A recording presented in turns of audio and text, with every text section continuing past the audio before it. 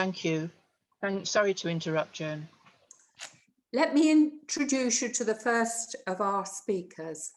Mary Jelinek leads the Pax Christi NGO team at the United Nations in New York. The UN advocacy team focuses on issues of nonviolence, nuclear abolition, mining and extractives, and Israel-Palestine.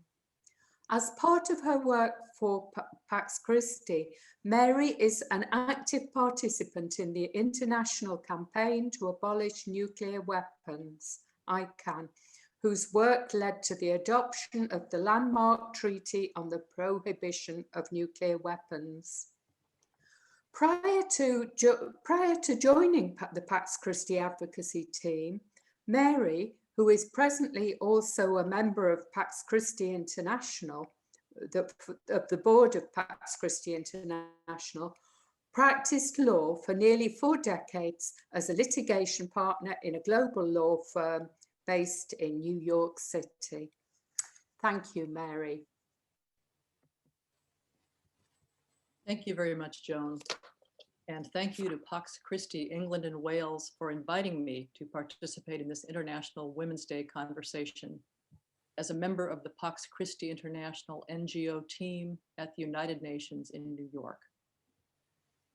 For those unfamiliar with the acronym, and there are a lot of UN acronyms, NGO, which is a term set forth in the 1945 UN Charter itself, simply means non-governmental organization, an organization formed by citizens rather than governments. NGOs play a critical role at the United Nations in educating state members about the realities of people's experiences around the world and in advocating for the adoption of policies to redress inequities, reduce suffering, and advance the common good. Now, for those who like to have a sense of where we're going, I'm going to be making 5 points today, and here's the first point. I want to give you just briefly some background, a backdrop for Pax Christi's advocacy at the United Nations. Most of you know that Pax Christi was created 75 years ago in response to the violence of our world. Pax Christi represented then, and does today, an alternative to that violence. As Joan explained in her introduction, our Pax Christi International United Nations NGO team in New York focuses our advocacy efforts on nonviolence, as well as on 3 specific advocacy priorities which have been identified and targeted by Pax Christi. These 3 advocacy priorities involve specific areas of human activity that entail deep, historic, and recurring violence. The first of these is nuclear weapons and nuclear abolition efforts. The testing and use of nuclear weapons have caused, as everyone is aware, the horrific deaths of hundreds of thousands of people, primarily people of color, as a result of the US bombings of Hiroshima and Nagasaki, as well as through nuclear testing in the South Pacific, Kazakhstan, the American Southwest, and other places in the world. Nuclear weapons have also caused radiation-induced cancers and genetic abnormalities, still being passed down through generations. Nuclear weapons have led to the poisoning and the scarring of lands and waters in perpetuity. And nuclear weapons continue today to consign to death by hunger, poverty, lack of clean water, and untreated disease, millions more of the world's people through the diversion of trillions of dollars globally to build and maintain the nuclear death arsenal. The second area of focus by our team in New York is that of global mining and extraction. Industrial processes which often entail the violent displacement of local communities, the contamination and poisoning of the lands and the waters of those communities, high levels of rape and other violence, committed against women in those communities, and violent murders and repression of community activists, such as Berta Cáceres, committed brazenly and largely with impunity. And the third area of focus at the United Nations for us is that of Israel-Palestine, addressing the violence of mass displacement, expulsion, confinement, and theft, the widespread seizure of lands and of bodies, and the multitude of daily practices and policies defining and marginalizing certain communities of people as the other.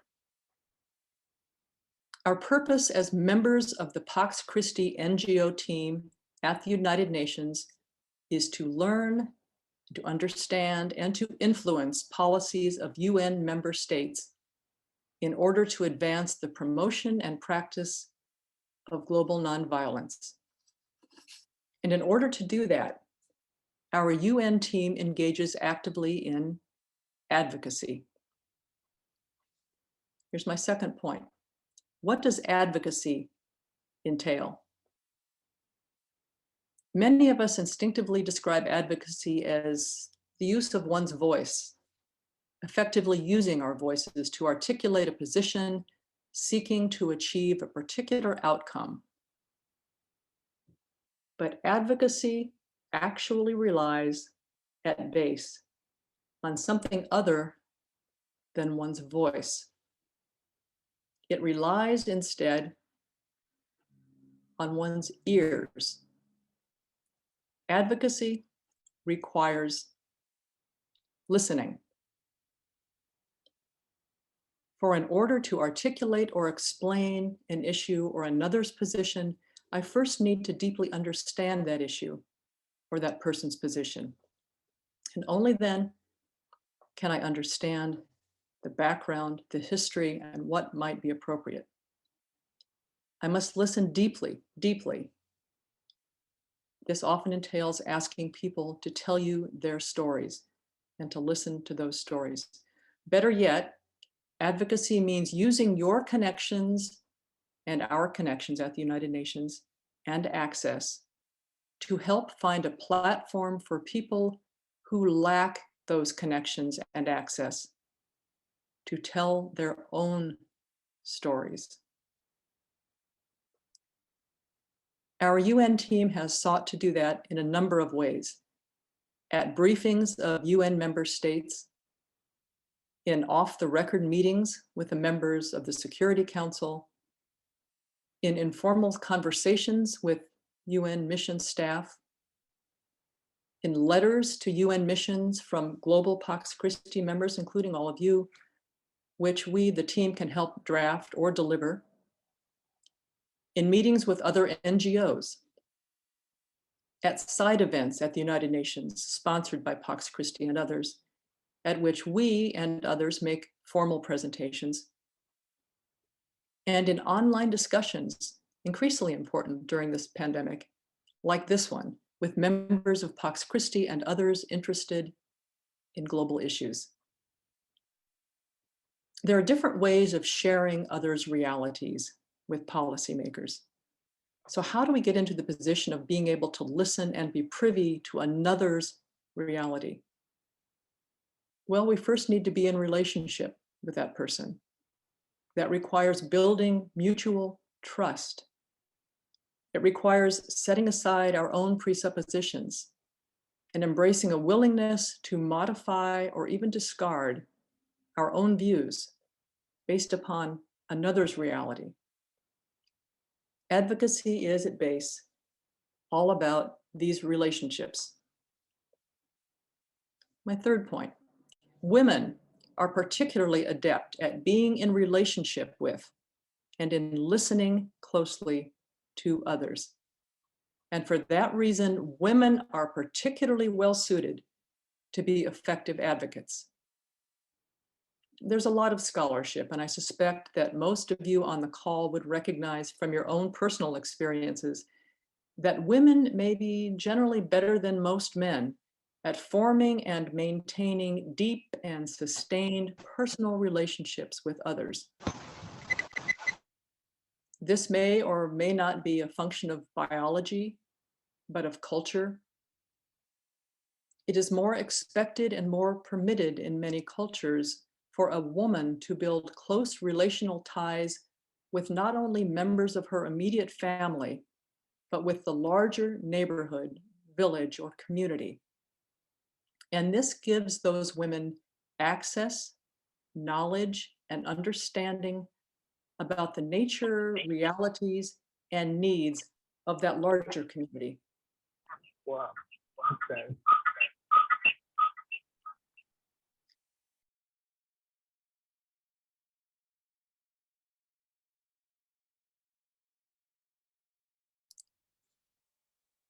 We'll try again. I noticed I was muted. Can you hear me now?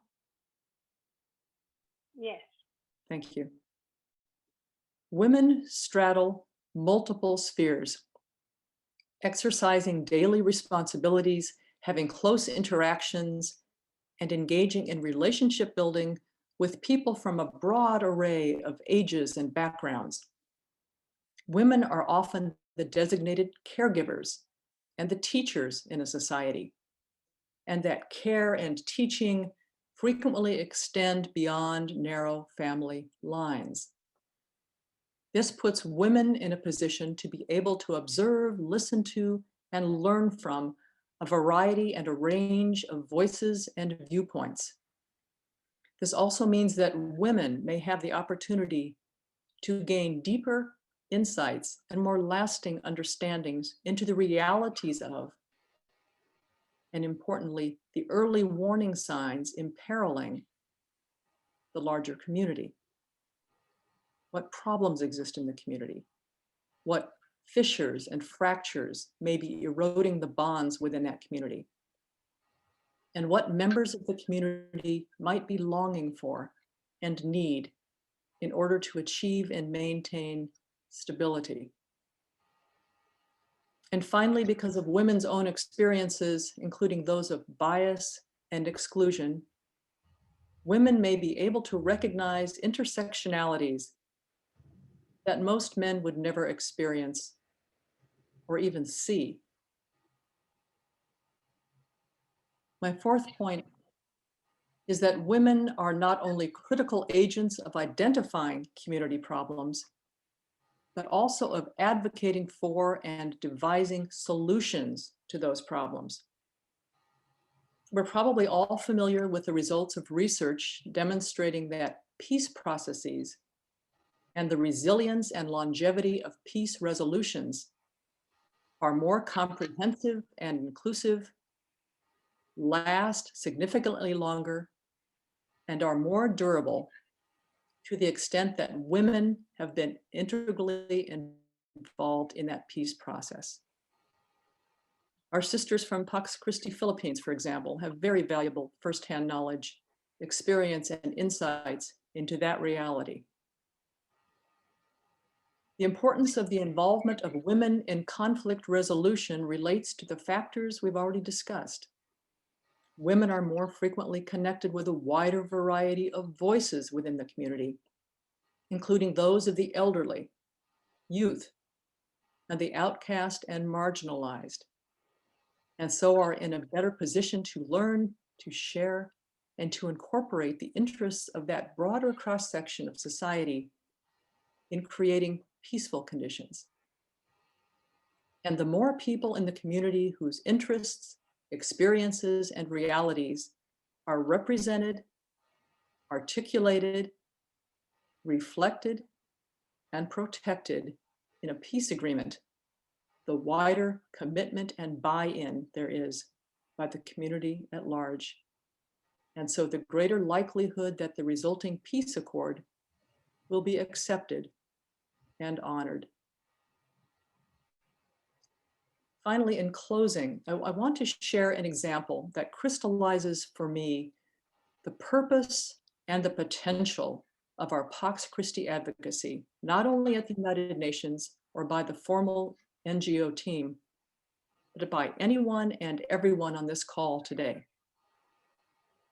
Last year, Pax Christi hosted a remarkable global webinar moderated by Marta Inés Romero, who is the Latin American coordinator for Pax Christi International. And Marta, I believe I saw you on the call today, and thank you for being here. That extraordinary webinar included presenters from all across Latin America, sharing the multitude of challenges they confronted, the setbacks and the victories they had experienced, and the variety of strategies they employed in trying to keep their local communities safe. The speakers shared their heartbreaks and the enormous physical and psychological challenges they confront daily. One of the speakers was a woman named Yolanda, or Yola, from the remote highlands of Peru, where local people are bravely resisting a host of deadly and destructive practices by global mining companies, including the contamination of local water sources by arsenic poisoning. At the end of the panel's spirited, raw, and in-depth exchange with a lot of mutual commiseration and strategizing, Yola rose up and raised her voice powerfully, her eyes shining and her face radiant, and exclaimed, marveling in a combination of revelation and disbelief, "We are not alone. We are not alone." Yola had realized that she and her community, though being tucked far away in the remote highlands of Peru, were not laboring in isolation, unheard or unwitnessed. She knew that her story had been told and listened to and honored, and that there were many people across the region and around the world who recognized the importance and righteousness of her cause and her community's cause, and were committed to support and witness to her community's struggle. And that feeling of solidarity with others, with the recognition that her community was not suffering in isolation, but was connected to others in a larger movement of pushing back against oppressive structures of violence, and the recognition that her own and her own community's voices had been solicited, welcomed, listened to, and honored, made a real difference. Our work as advocates, and this applies not only to our Pax Christi UN NGO team, but to everybody on this call, most of whom, or all of whom I suspect, are already advocates. Our work is to listen and to learn and to share and to work hand in hand with those to whom we have listened, with the goal that there will come a day when all people around the world will be able to know and proclaim confidently that we are not alone. Thank you.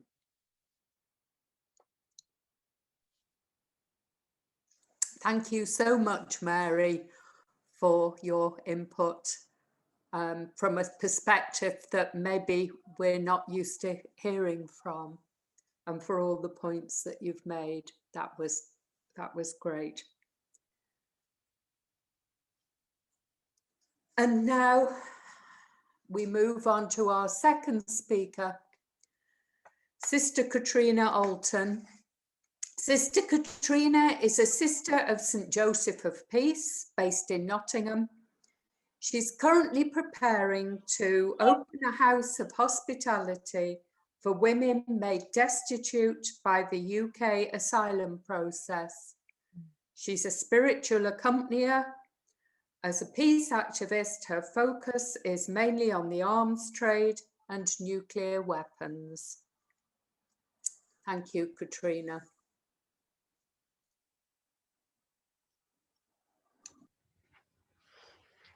Thank you, Joan, for that lovely welcome, that lovely introduction. It's lovely to be here to celebrate International Women's Day with all these wonderful peacemakers. So we're going to begin by sharing the screen. I hope this is where we pray to the gods of technology.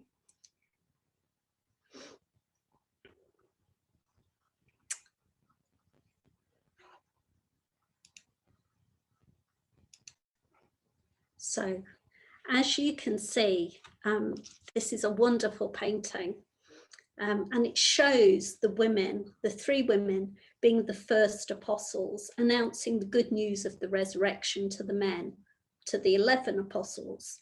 You can see the men huddled in the corner in the dark. You can see the fear and anxiety on their faces. But in contrast, you see the women full of colour, full of life, full of joy. But we have to remember they'd all experienced the same thing. They had all witnessed the violence of the crucifixion. Yet somehow the women have managed to break through this fear, break through this worldly knowledge that says, oh, violence has to have the last word, death has to have the last word. And they've moved out of that. And in that moving forward, moving out, they have experienced the joy of the resurrection. And they're so evangelical in wanting to share this good news. The resurrection, the victory of life and love, peace and justice over the forces of death and violence is good news to the whole world.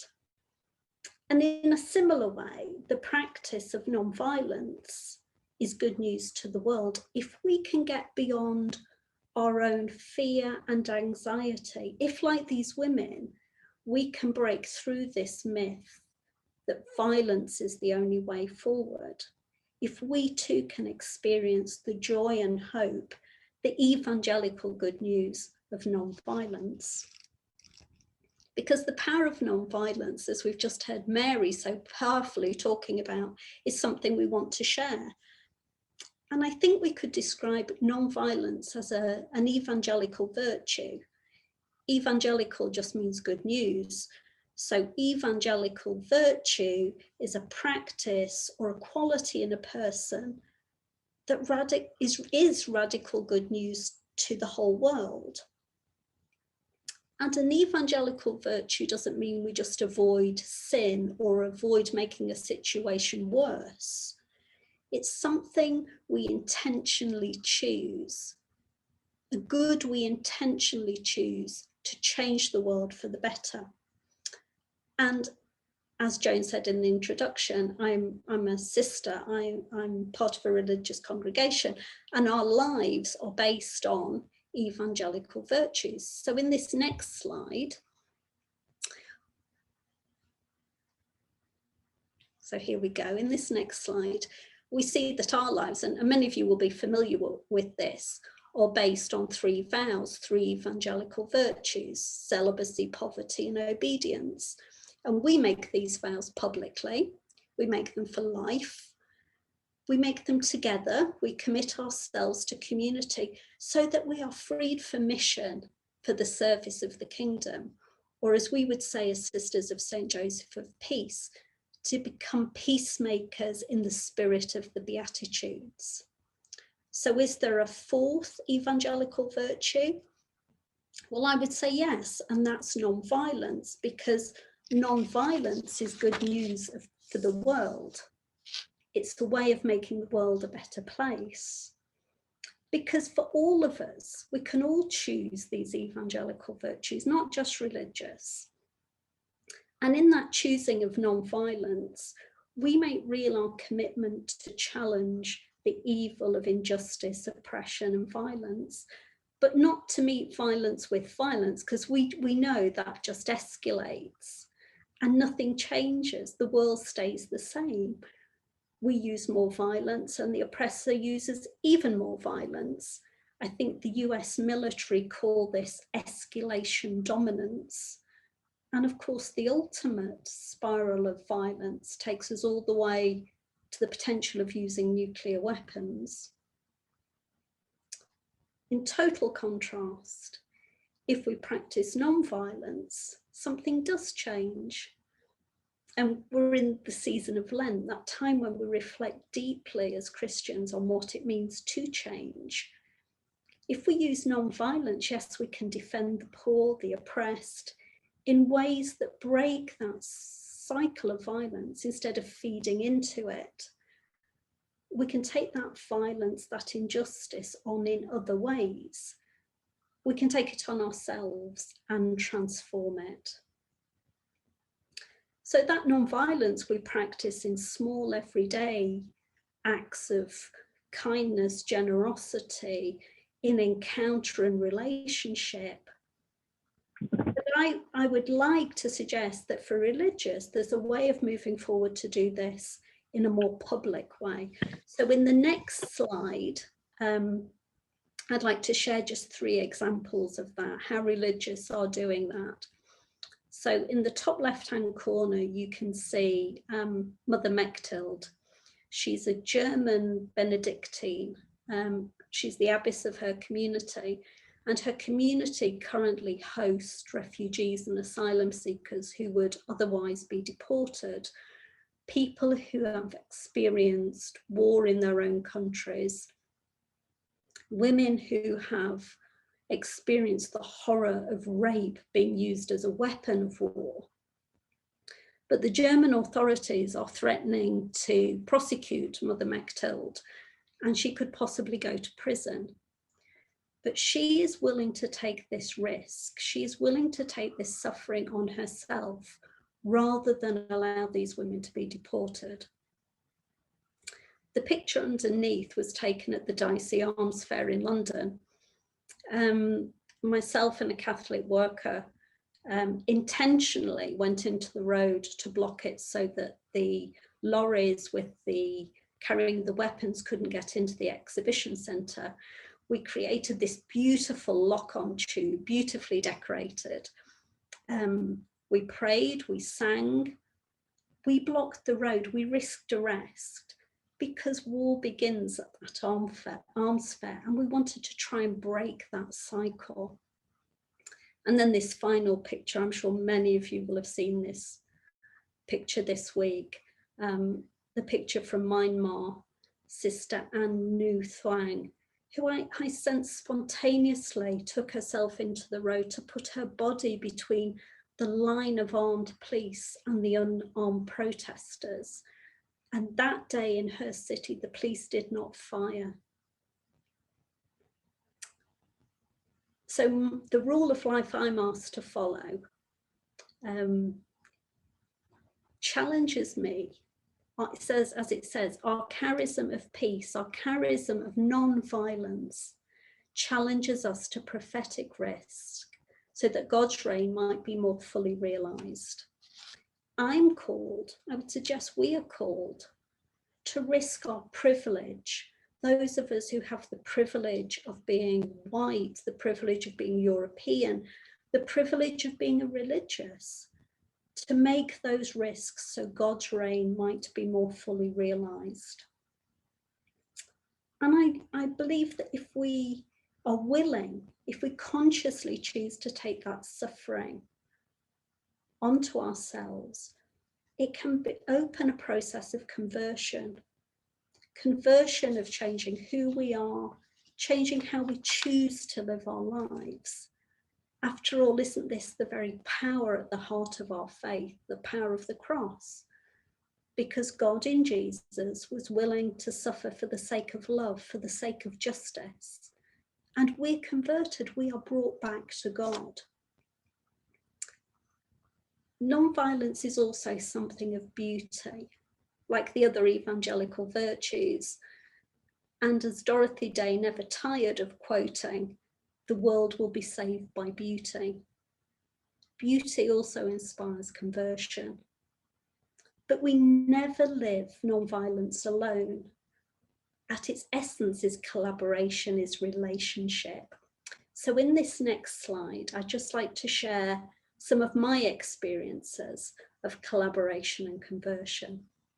So the picture at the left I love this picture of my sisters from Palestine Solidarity dancing at the arms fair, and their dance is their beautiful protest against us arming Israel. And in that collaboration, I am changed. Or when I join with hundreds of people of faith for the No Faith in War Day, Muslims, Buddhists, Quakers, Catholics, we sit in the road, we pray together, we hold the silence together. I'm changed. But I would suggest non-violent public witness isn't something we just do at big events. It's something we have to incarnate where we are. So I'm based in Nottingham, and we have a detention centre in our diocese. So the picture at the top right is of Moreton Hall Detention Centre, where people fleeing war that starts here in this country by the selling of arms are detained rather than welcomed.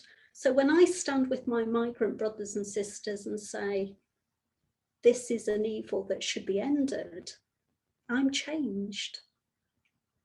Or when I join with other Christians from Nottingham to vigil outside the gun factory we have in our own city, when we shine a light on this, because this gun factory is hidden behind fences and local people don't even know it's there. When we enter into those dialogues with passers-by, in those encounters, in those relationships, I am changed.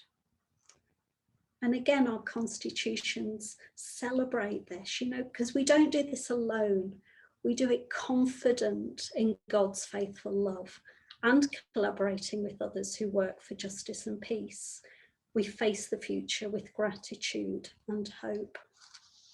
And so to the final slide that takes us right back to the beginning, back to the women, full of colour, joy, hope, energy, full of the evangelical good news that death and violence don't have the last word.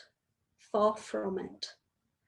So on this International Women's Day, maybe we can pray for the grace, because we don't do this in our own power.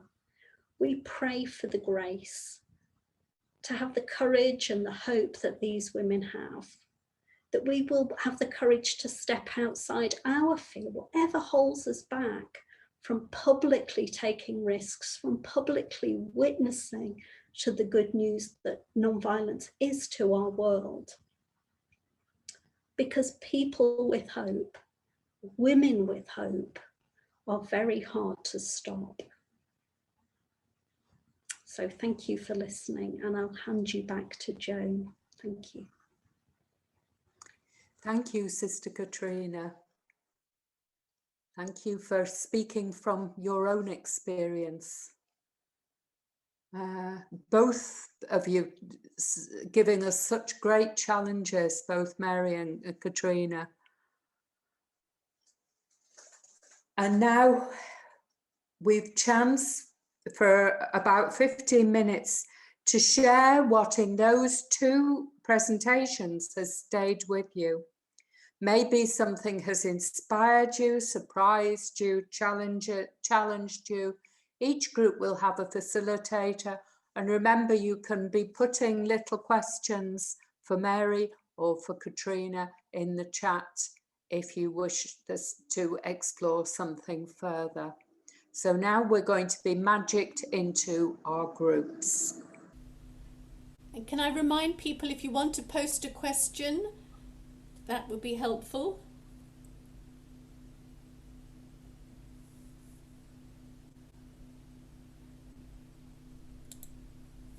Or an insight. Or an insight, yes. Have you got some questions, Pat? Yeah, a few, yes. Good.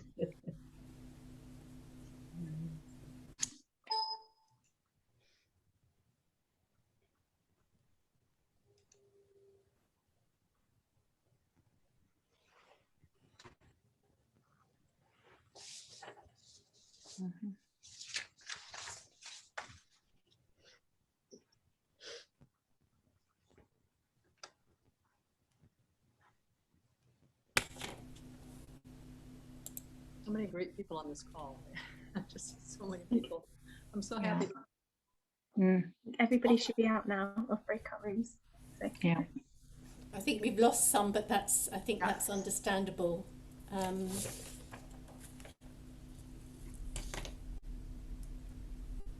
So welcome back from your group time, and we'll see what Pat has collected to put to our panelists. Right, I'm going to start. We're just going to have 10 or 15 minutes. So I'm going to start with one question from Carol Burns and another. So the question from Carol Burns is, have there been particular challenges in getting the voices heard in the UN forums? And a question for Katrina, someone wants to know a little bit more about the artist and the work of the artist. So those two to begin with, thank you. Katrina, would you like to go first, or should I go first? You start, Mary. Okay. And the question of the difficulty in getting voices to United Nations, yes, historically, yes. It usually takes money. It usually takes a visa to get to come to the United States, and the United States, at least the past 4 years, has issued very few visas. There was a lot of targeting of young women, for example, a lot of targeting of people of color, people who came from certain countries, Muslim countries. So those voices were excluded by the United States visa system. And that's one of the problems with having the United States run the show when it comes to that. Ironically, the pandemic, and Katrina and I were actually talking about this a bit, has opened up, obviously, the possibilities of having voices now, because a lot of the sessions are on Zoom. The United Nations building has been closed, and so a lot of young women, a lot of people from refugee camps, a lot of young Muslim advocates have been on these calls, and they've been able to tell us their realities, and they've been able to challenge the prevailing wisdom in a lot of cases. So these voices are hugely important, and ironically, the pandemic has helped, although those people are also suffering more than anyone else during the pandemic. But in terms of getting voices heard, it's been a plus.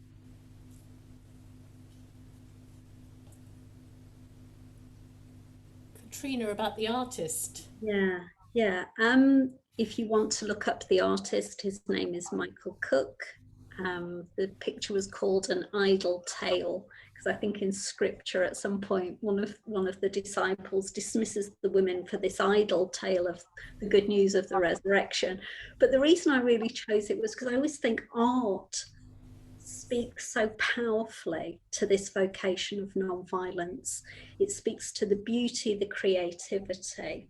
Many of you will be familiar of the work of Gene Sharp. So he talks about, I think it's 198 ways of using non-violence, from signing petitions to boycotting, to writing to your MP, to using art and music and creativity. And I think as women, we're very good at using our creativity. And I think it can really help break through any resistance we come up against. Because we're not going to change the military overnight. We're not going to change our government, but we can change public opinion. But we have to get out there and do it. We have to engage with people. As Mary said, we have to create relationships.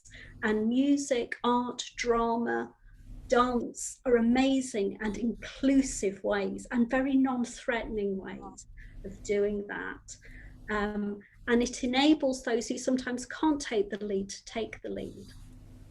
So people with disabilities, people from all ethnic groups, but sometimes prioritizing the cultural background of other peacemakers is another beautiful way of building this movement.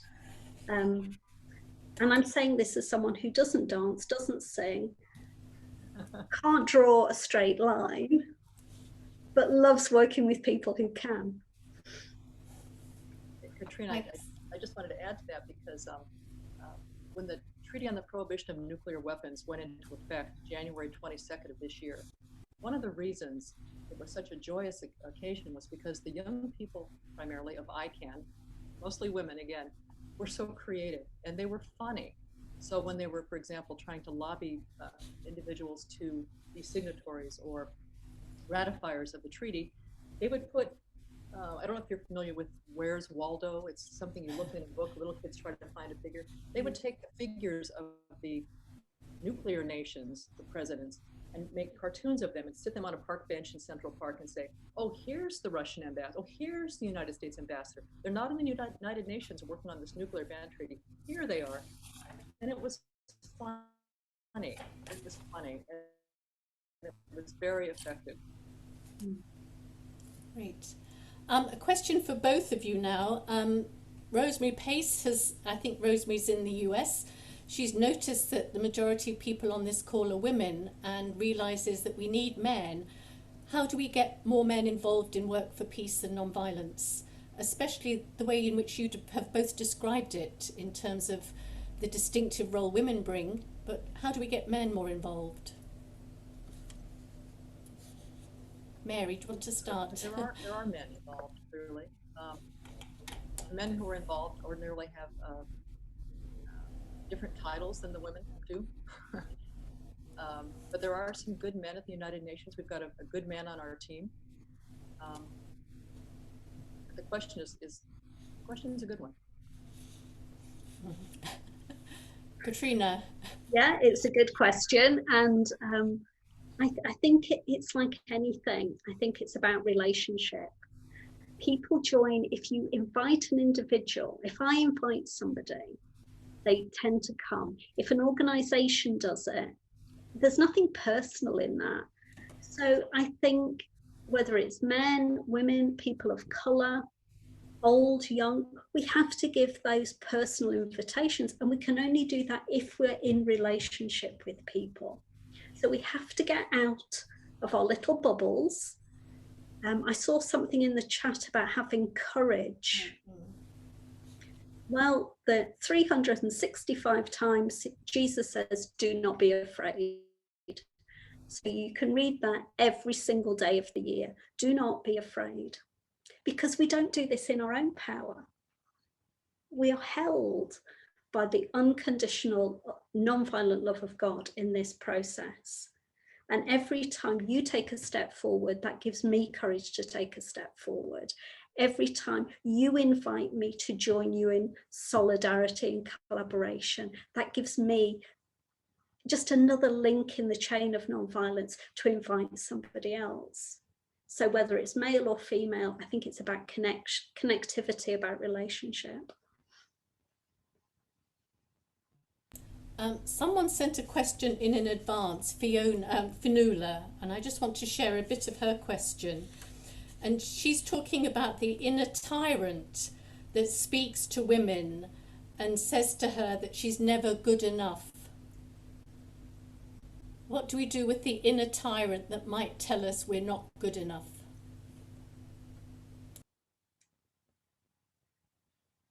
I don't mind going first on that one. I think we acknowledge that when we hear these negative, critical voices, they are not the voice of God. They are systemic voices of misogyny, of racism, all the sins of the world that encapsulate not just violence, but encapsulates all of us.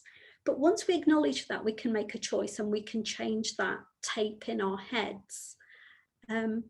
And I think we have to always make time to affirm one another in what we do and celebrate what we do. I don't think we're very good at celebrating all the amazing actions and successes we have along the way. No, we may not have stopped the arms fair here in England, but we have created delays and problems, and we need to celebrate that. Just like Mary, you were talking about celebrating the treaty, the signing of the treaty, we need to be creative in this, because then that dissipates the power of these voices to say, oh, that's not good enough. Well, it is good enough, because there's nothing I can do to make God love me more, and there's nothing I can do to make God love me less. So I have to come as I am with my limitations and trust that not only does God embrace that, but we embrace one another in that. That is a powerful act of restorative justice and of creative non-violence.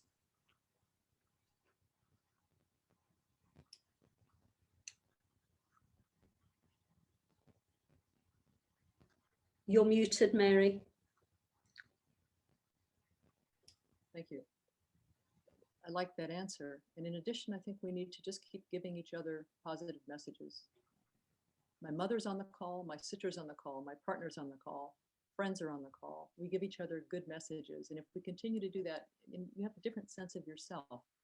ICAN, the International Campaign to Abolish Nuclear Weapons, is primarily young women from around the world. And that is the most powerful lobby at the United Nations right now, ICAN. They have made such huge inroads. I think the messages are changing. And I think now with this pandemic, with more young women being able to be speakers on these panels, they're going to be getting different senses of who they are too. I know Wamuyu is on the co-chair of Pax Christi International is on this call too. Wamuyu is a great example of a woman who has come to the top of this organization, and she speaks truth to power all the time, and a lot of that involves gender. Thanks, Mary. We may have to make this the last one, and it's probably a slightly tougher question for you, Mary. You've seen it there, and I can't. It's Beata. Someone who doesn't have faith in the UN. It's always a bit late in responding. Things have already happened. What needs to happen to make sure that the UN can be better at doing its job? There's a long call for reform at the United Nations. And we were talking about this, Katrina, earlier, that the United Nations was set up the same way it was set up 75 years ago, right after World War II. And so the permanent members of the Security Council, which wield an inordinate amount of power, are still the 5 so-called victors of that war. It makes no sense. Those 5 include, all of those 5 are nuclear weapons possessors. And they're the ones to whom the world is entrusting matters of security. That's completely backwards, completely backwards. So there needs to be reform. The United Nations does not reflect the way the world is operating today. It does not reflect huge swaths of the population. So there's a loud call for reform. The problem is also, though, that the people who are in those positions often donate the most money, which does speak. So we've got this Gordian knot, really. But I think the United Nations is slow, it's ineffective in many ways, but it's the best thing we've got. It's the only place where you're going to find 193 nations sitting down together, maybe disagreeing, but at least they're in the same room.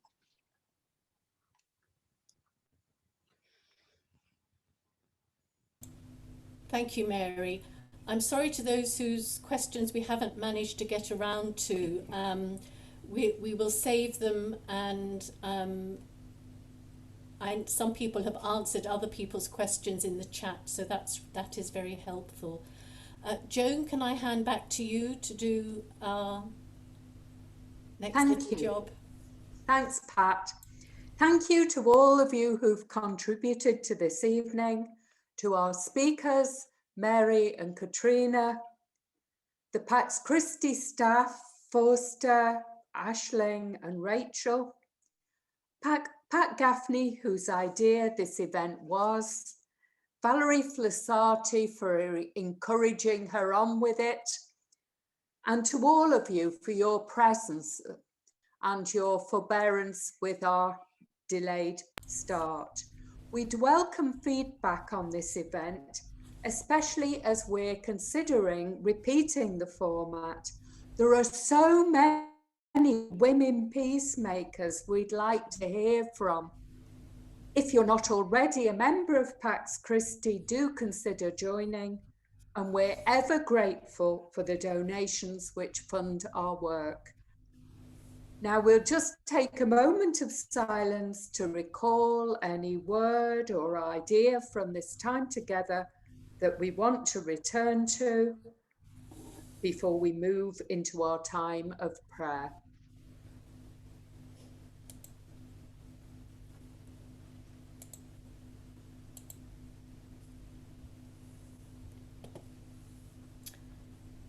And I'm now going to invite Martha Innes from Colombia and Sister Monica O'Brien from North London, two extreme parts of our world, to take us through our prayer. Thank you, Martha. Padre. We have heard and gathered experiences of women peacemakers. We give thanks, remembering all who have made and continue to make creative and positive responses to violence and injustice, saying yes to what it is asked of them. We hold them in silence. We remember women who are victims of violence in whatever form that takes. Violence in the home, workplace, community, violence that shatters the body and the spirit of women. If you wish to name a woman or a place, please do so.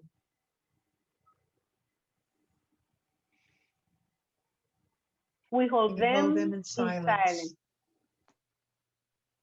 We pray for ourselves that our encounters and conversations have given us hope and energy and encouragement to go out and to be the peacemakers we are called to be. We hold this in silence.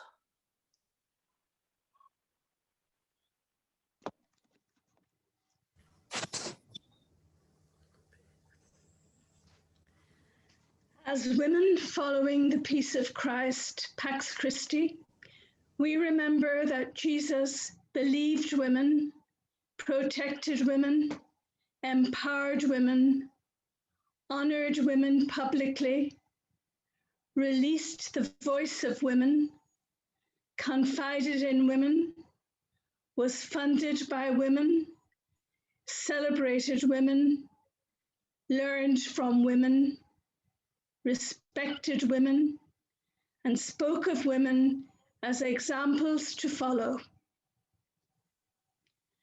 As we join together on screen, we now invite you to offer one another a sign, a gesture of peace and friendship. Peace.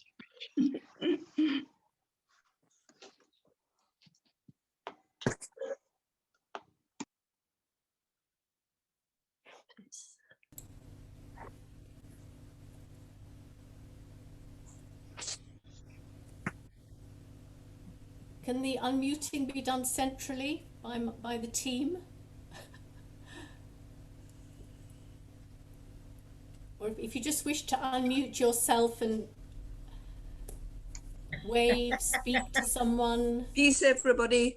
Thank you, everybody. Thank Peace. Thank Thank you. Thank you so much. Be with you.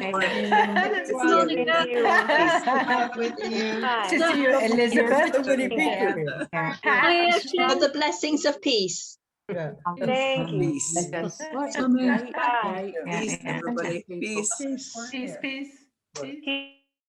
Peace. Bye, Monica.